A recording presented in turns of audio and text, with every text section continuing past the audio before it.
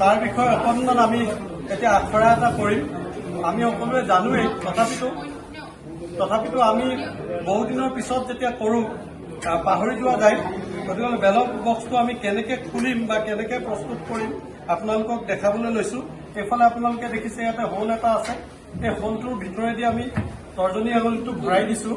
ইয়াতে এটা লিভাৰ আছে, লিভাৰডাল গাৰ ফালে অকণমান তলাৰ পিছত আপোনালোকে এই ঢাকনিখন এণ্টি ক্লকৱাইজ দুবাৰ পকাই দিব। পকাই দিয়াৰ পিছত খুলি গ'ল। খোলাৰ পিছত আমি এই যে ঢাকনিখনৰ থকা ফ্ৰেমটোত আমি পেপাৰ চিলটো লগাব লাগিব। পেপাৰ চিলটোৰ আমি সোঁমাজতে ডিষ্টিংগুইছিং মাৰ্কটো আমি মাৰি ল'ম। ডিষ্টিংগুইছিং মাৰ্কটো মৰাৰ পিছতে আমি ইয়াতে আমি কি কৰিব লাগিব, প্ৰিজাইডিং অফিচাৰে ইয়াতে চহী কৰিব। পুলিং পাৰ্টিয়ে চহী কৰাৰ প্ৰয়োজন নাই। যদি পুলিং এজেণ্টবিলাকে চহী কৰিব বিচাৰে তেতিয়াহ'লে ইয়াতে আপোনালোকে চহী কৰিবলৈ দিব। চহী কৰাৰ পিছত এই ফ্ৰেমটোত ওপৰৰ ফালেদি ডিষ্টিংগুইছিং মাৰ্কটো ওলাই থকাকৈ আপোনালোকে কি কৰিব লাগিব, এই ফ্ৰেমটোত ভৰাই দিব লাগিব পেপাৰ চিলটো। এইটো অকণমান কাৰ্ডবোৰ্ড নাই, এইফালে আপুনি ভৰাই দিছোঁ। হ'ব দেই।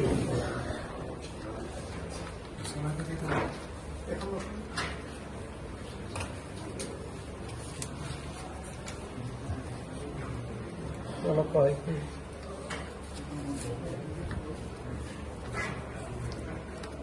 তেল লাগি আছে যে এইকাৰণে সোমাবলৈ মন কৰা নাই।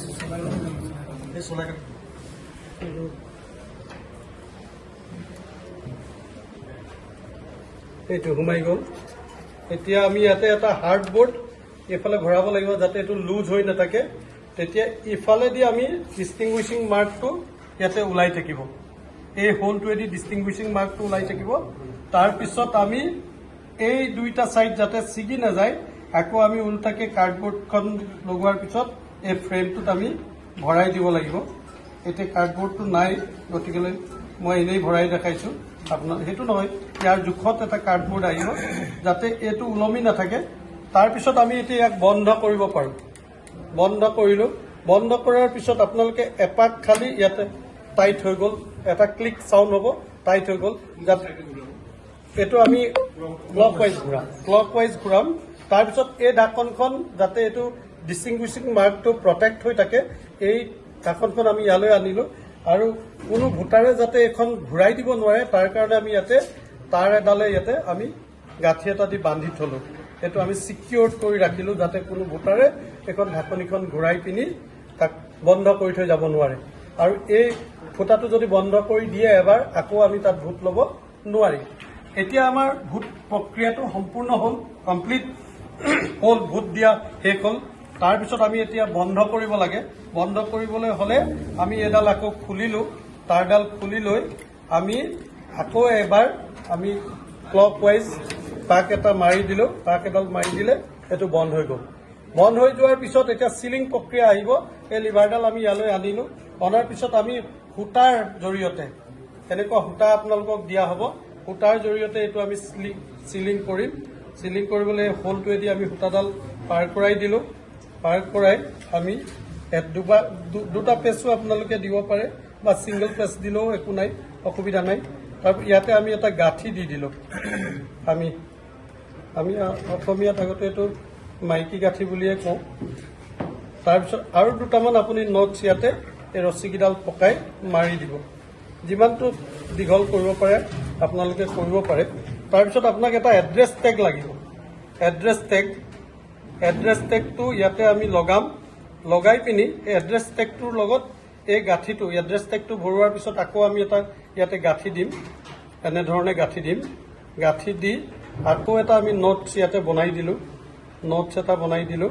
এই নোটছটো, এই গাঁঠিটোৰ ওপৰত আমি এড্ৰেছ টেগটোৰ তাত ৰাখি লৈ আমি হাৰ্ডবোৰ্ড দিয়া আছে, আমি চিল কৰিম। ইয়াতে আমি চিল কৰিলোঁ। চিল কৰাৰ পিছত এইটো ওলমি নাথাকিবলৈ আমি ইয়াতে আমি চেলো টেপ দি লগাই থ'ব পাৰোঁ। এতিয়া আমাৰ পৰৱৰ্তী কামটো হ'ব, এইটোক আমি আমাৰ ব্ৰাউন পেপাৰ দিয়া থাকিব। ব্ৰাউন পেপাৰে ইয়াক আমি ৰেপ কৰিম, কভাৰ কৰিম। কভাৰ কৰাৰ পিছত আমি এনেকুৱা এডাল ফিটা দিয়া থাকিব।